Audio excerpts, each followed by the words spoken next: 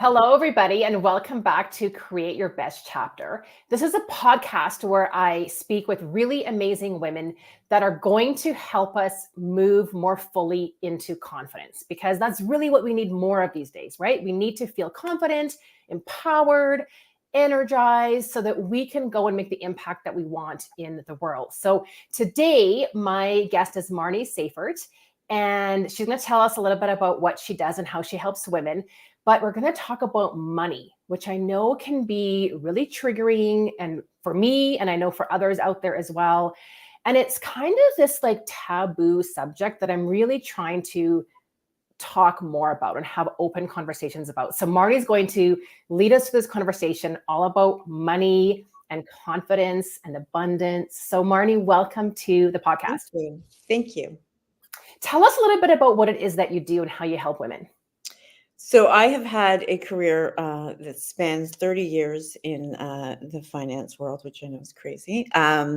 So I'm a certified financial planner and working as a financial coach. So I no longer take personal assets, which I did for, a bunch of decades. What I do now is I help people reprogram their limited beliefs, or what I call their money story, in conjunction with financial literacy. So it started out as, empowering women and everyone. I'm doing an event for kids this weekend to help with financial literacy. But my heart lies with, I am a single mother that was from a single mother who had very poor financial literacy. So my heart lies with helping women have a seat at the table.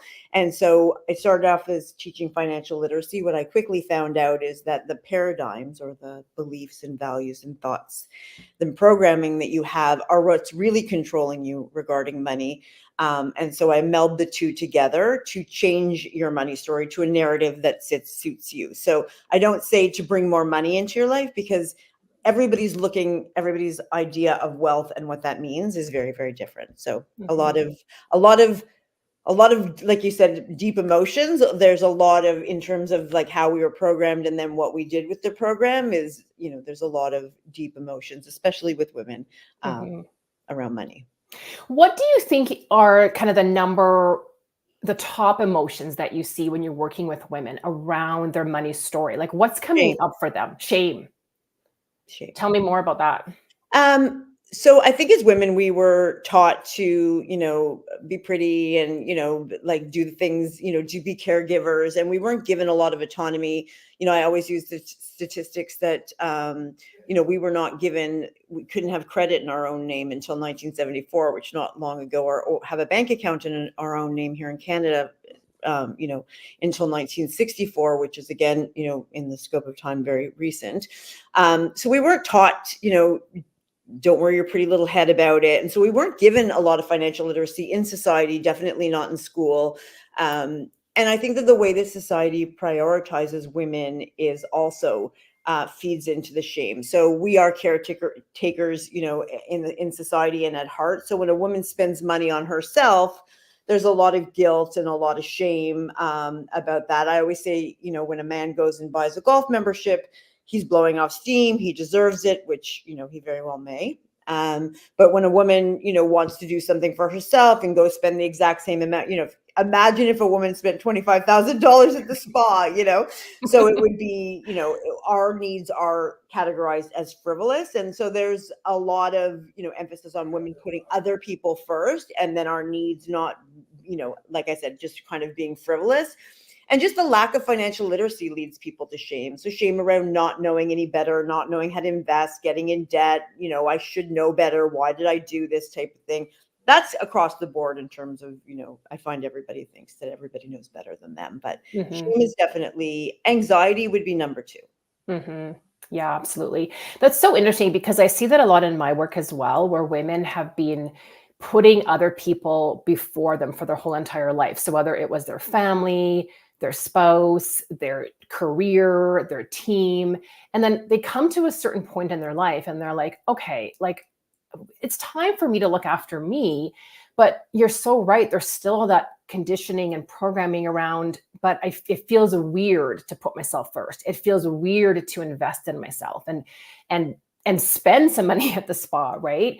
Even though that's what we need. And So yeah, it's so interesting that from your perspective, you also see that. And I think hopefully together we can start to decondition Yeah, I ourselves, mean, I would right? like to add it's not necessarily what we need, but it's what we want. And why can't Mm, we have what we want? Why does it always have to be about what we need, right? That's another mm, programming is, you know what I mean? We need some time away, maybe, but what do we want? Maybe what we wanted. mhm, Why are we not entitled or why, and this is, why are we not entitled to what we want? This just goes for everyone. We don't have to, money is kind of, in different religious sects, money's kind of been, you know, everybody's been conditioned to, oh, I have to have enough for what I need. But there's this stigma of having more than what you need, which turns into therefore a want or a desire. And that's mhm. crazy. So money Right. is nothing but an exchange. You exchange your service for money. And it gives you options. I always say, people will say, money can't buy happiness. And I say, you've never been to Greece because, obviously it can't buy you your health. And you know what I mean? Obviously that stuff is very true, but money does give you options. Sorry, my dog is going to come in. My money does give you options and therefore is a good thing. I think even the idea that money is a good thing and not a negative thing is something that's not embraced really. Mhm. How do you think we can tap into what it is that we want and not have the shame around that and just say, I want this spa thing, or I want this piece of clothing, or I want this trip without needing to justify it or validate it or any of those other things that we do? It takes reprogramming. I'm in the midst of launching a beta for a money story program to reprogram you, and it starts with just getting really clear. I find that if you don't have a future self, that's the big thing that I'm like, sort of, if you have no purpose, I mean, Albert Einstein said, in the absence of purpose, we just go around in circles. And so if you have an abundance of money, but no purpose as to what it is you're going to be, do, or have, then I think it's very difficult to figure out what you want. But once you see a future, who this person is, whether, I'll just, my future self has a cottage on the lake, glass front, overlooking the water. I travel to see the world's most beautiful beaches. I know exactly who she is. She helps women change their money story and therefore change their lives. And so the things that I want can be based off of that future self. I think you also have to get very, very clear on pushing out the messages that have,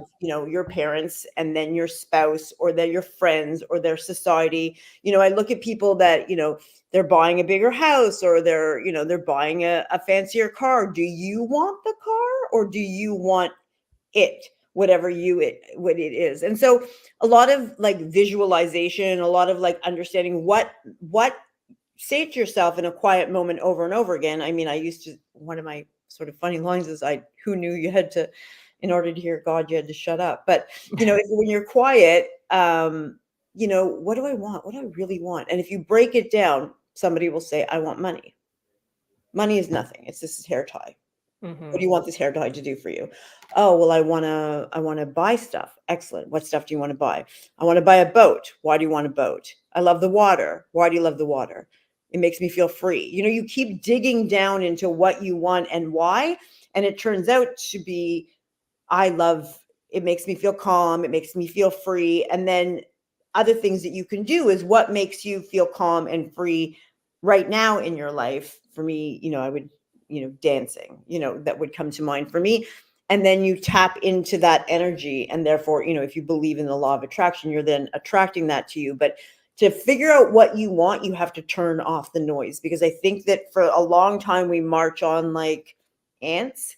mhm. I got to get married. I got to have a kid. I got to, because if I'm not, I'm a loser. And then I got to get a house. Do you want a house? I got to, do you want that? And so if you really break it down to people and ask them why they want it, ask yourself why you want it. If you're doing it by yourself, does the answer ring true to who your future self wants to be, whoever she is, 3 years out, 5 years out? Yeah, I love that process. I talk a lot about that, shutting off the external noise, right? Because we are so conditioned to do what we think is expected of us, either from ourselves or society. And it's like, what do you actually want? What do you actually believe in? And it doesn't matter what that is, what it is that you want or what it is that you believe in, but as long as it's coming from your own true What do inner you, one of the self, pro one of right? the Absolutely. What do you want to believe is what I say. Do you want to believe that money is scarce? Do you want to believe that money is hard? What do you No, I want to believe that money is easy. Okay, then let's believe that. Like, Mhm. and then look for evidence that it is such. So I think that it's not even a matter of like it's what do you want to believe? Because everything that you believe now, you have unconsciously chosen to accept as your truth. So you Mhm. accept it, let's just flip away from money. You accept as your truth some, ideal about what a woman's body should be, right? Mhm. We've accepted that ideal. We don't have to. Mhm. And Yeah. lots of people do reject that and live a very happy life, not under the same pressure that, that society puts on them. So I always say, I frame it as, what do you want to believe?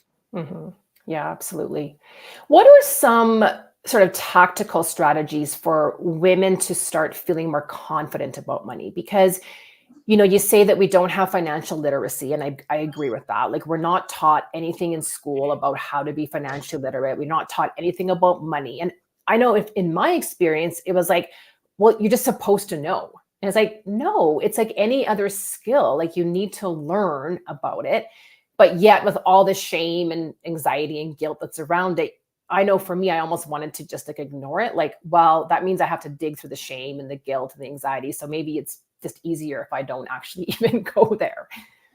Yeah, I think that the way that it starts is you have to figure out your programming. It starts with awareness, everything does, and understanding that you do have a money story, and that's what's controlling you. So I use myself as an example. I had all the financial literacy in the world. I've been a CFP for many years, and I have done some really dumb things financially, and that's because you're not controlled necessarily by what you know, but by what you believe. It's a Mm, combination of both. So what you can do is start to, I would say, if I had to pick one thing you could understand is to understand the concept that there is no last dollar. There's no last Porsche, there's no last iPhone. So money is not a limited resource. And once that thought gets really imprinted in your mind, then even as a business owner, I'm not competing with anyone, I'm not taking from anyone. If you went live and made a sale or did something, that doesn't mean that I can't. There's more than enough for everyone. And if you get that out, then that anxiety of being sort of, behind kind of goes away. So there is no last Porsche. That's what I always say. And then connect, I think it's very important to have a future self, whether that's to only, 2 years out. I wouldn't connect to the future self that's 15. You will be different. If you are open to awareness, and that will be my sort of second thing, then you will be different even a year from now if you're open to allowing more in. So if you have a fixed mindset, I always say life will be very difficult for you because there is nothing, including us, that stays the same. Everything around us is in motion. We are in motion. So if you resist that, resist technology, resist all these other things and changes, then things will be very difficult for you. And what will happen is you will be filled with a ton of judgment towards yourself and towards others. So I think the first thing to do is, you would think like, take a course. You got to get your mind open to believing something completely different. Because I always say I can teach you everything I know, but that doesn't mean anything's going to change because of what you believe. So it's a combination of both. I do a newsletter every week where I kind of do a little bit of the mindset of money and a little bit of like, I do a market update. Like, you need to know the nuts and bolts, but to an extent where you can understand a conversation. You don't need to be a plastic surgeon, to get a nose job. You basically consult with someone who's an expert. And so you don't need to know everything I know, but I think that's the other thing that women should know is, sometimes I see like completely blank looks if I am doing a, um, financial literacy part, or, doing an investment easy, the basics of investment seminar. And I say, you didn't understand that, ask a question. People mm, feel stupid and they won't ask. I'm sure a lot of people relate to leaving in a meeting with a financial planner or an advisor and go, I didn't understand a word. Like, but mm, you felt too stupid. So, you understand you have a seat at the table. But I would start with future self. Think about mhm, who you want to be. Get quiet and think about who you want to be, because maybe you want to be and sit in front of a lake on a van, in a van, with the love of your life and 2 dogs. Well, guess what? You don't need $4 million for that. So what Mhm. do you want? What Mhm. lights you up? And then the financial literacy stuff, like, I do a free event every month. I do a newsletter. There's so many, options. If you're dealing with someone, ask questions. Mhm. A lot of people that you would think, professionals in their 50s, they don't know, so you're not the only person that doesn't know. Mhm. Yeah, and I think that's why it's important to have this conversation, right? Because we do think, well, I must be the only one that doesn't know because no one else is asking the question and everyone else is doing so well, right? We look at our social media and wow, everyone's doing so well. They're going on trips and they bought a new car and all this and that. And like, you actually don't know what's going on behind the scenes, right? Well, I always say, the grass is maybe greener on the other side, but maybe they're using pesticides, but who gives a shit? It's not your grass. Like, Yeah. worry about your own grass. And so yes, comparison is in fact the thief of joy. And so whatever's available to anybody is available to you. Hmm. So that is number one. Are you going to step up? There are scary steps along the way. Do you want to take them?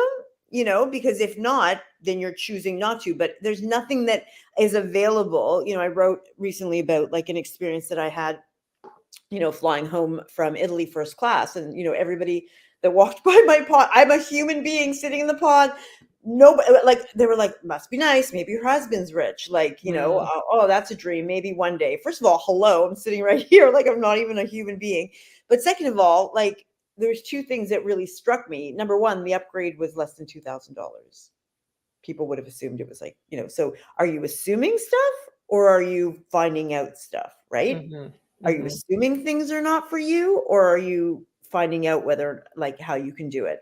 The other Hmm. thing is I've seen people that spend $1,500 a month on a car payment for a car Hmm. that gives them, the its status. Do you love a car? Is that your dream car, or do you want your neighbors to think that you've kind of made it type of thing? So Hmm. it's interesting what we believe about other people. And it's not your experience. So worry about what do you want to experience.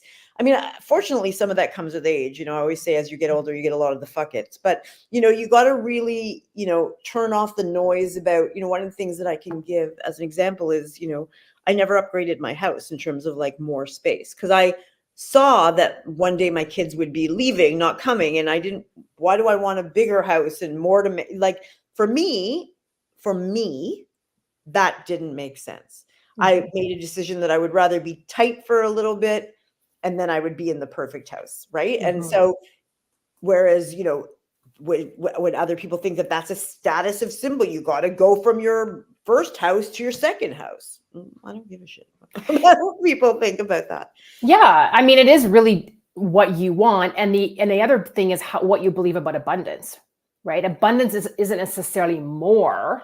It's having what we actually want and desire, and that fills us with joy in our life. And what I'm hearing you say with all of these stories is having that abundance mindset, like being open to things, knowing that things can come into our life, that there isn't a last Porsche, right? Or there isn't a last dollar, and there is enough for everybody. And we seem to be conditioned, maybe it's part of the human experience, that we seem to be conditioned towards a lack mentality and kind of this victim mindset, like, oh, look at that person, and I'm gonna right away get sucked into jealousy versus, oh, I wonder how they did that. Good for them.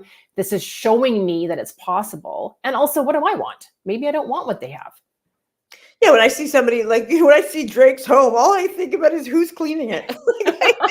So you know what I mean? Yes, absolutely. It's we are suckered into. I think that we grew up with the messaging that money doesn't grow on trees. That's money. Like my own mother, like I saw, that money was hard. It was very hard for her. We were not, even what I would consider middle class, and so money was difficult for her. So that at first I was like, I also believed for the longest time that you had to trade your time for money, and I don't believe that anymore. I believe you have to trade your service for money. So I think that it's our conditioning to think that we are all that there is a last dollar because money is hard because we don't see money as something that like can flow to us. And so if you think that's the last dollar, yeah, you're going to fight for it. Mhm. right? And so it's the same thing with social media. I think you also have to come to understanding rather that everyone comes into this life with their own secret sauce.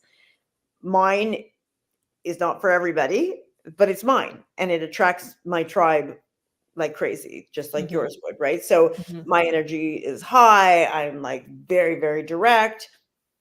That's not for everybody. You're not for everybody, but you are for the people that you are for. And so if you eliminate competition from your soul, you're Mhm. so much lighter. And I think when you realize there's no last dollar and there's no last iPhone or Porsche, you lighten up. And when you Mhm. lighten up, you don't have that resistant energy constantly. That even if you don't believe in the universe or anything like that, everybody does recognize energy in other people. We've all walked into a room or had a meeting with someone that you're like, oh shit, that drained me. Like this Mhm. person's energy is terrible. So that is an Mhm. example that everybody, so that's you if you're worried. That's Mhm. you if you're in a meeting and there's maybe someone else who's in your field at a networking event and you're like constantly, they're getting all the attention, they're going to get all the clients, I'm not good enough. That is, you're giving that off.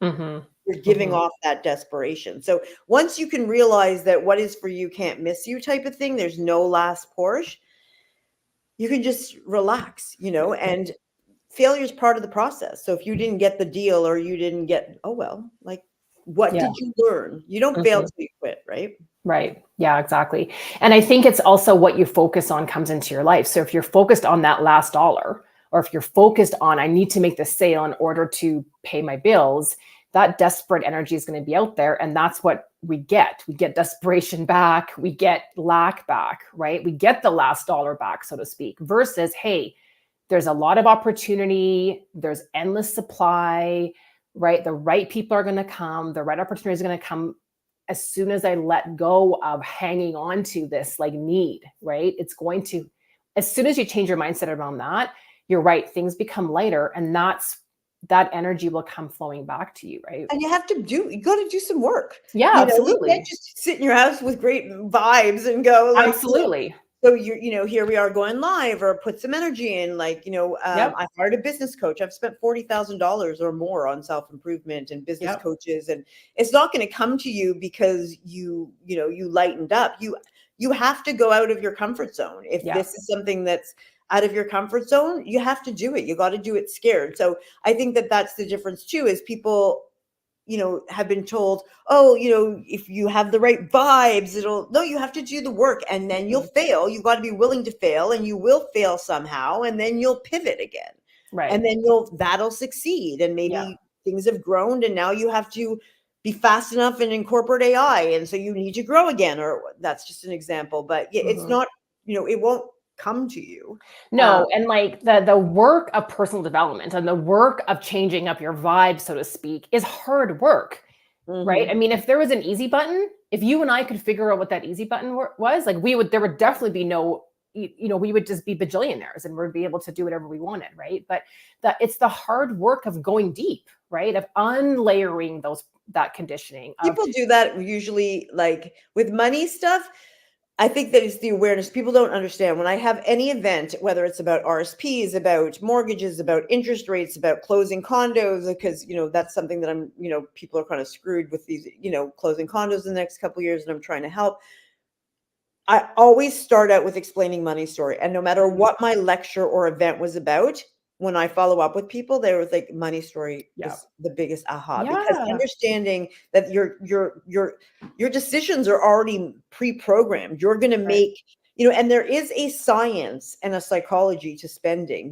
We are loss adverse. And Mhm. so there is certain behaviors that we will do regardless of whether or not they're logical. And Mhm. so, of course, we're going to turn around and go like, what am I doing? I'm stupid. Like, there are, every single person on this call has some stock that they've bought that went bankrupt that they still have in their account, because in their mind it's going to come back. No, it's not. It's not coming back, but we're loss adverse. So in our mind, even though it makes absolutely no sense, if we get rid of it, it's gone type of thing. So Mhm. there is an actual psychology and science, to the way that we feel about money. So Absolutely. Absolutely. And you said something interesting too about, your own investment in coaches and personal development. And I think that's a key as well. Like we need to ask for help. we need to invest in that help, whether that's a coach or a therapist or some Yes. sort of mentor, Yes. like to accelerate this. Like we're not meant to do things on our own. And right. It takes So forever. it takes forever. And I always say too, like investing in yourself is even pressing that submit button. Like I'm going to go to this event with Marnie. Like even the act of investing that time and energy, even if it's a free event or a nominal cost event, starts changing you because you're saying yes to yourself. You're saying yes to a new version. You're saying yes to doing something that's out of your comfort zone.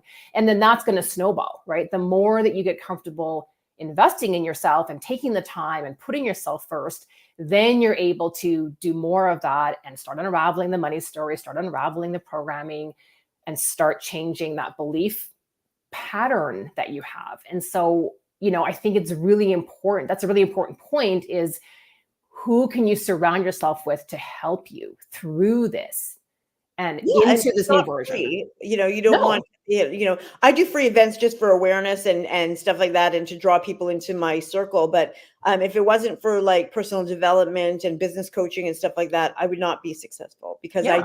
my mind goes in 9,000 different directions. I want to do absolutely everything. And I need someone to tell me, to shut up and do this. And so, and I wouldn't know where to go next. So you want to follow someone that does know where to go next. And so, Yeah. these things, the beta that I'm about to launch will be very inexpensive, but like, even, I've taken programs that are, inexpensive. I've taken programs that are what I would consider quite expensive.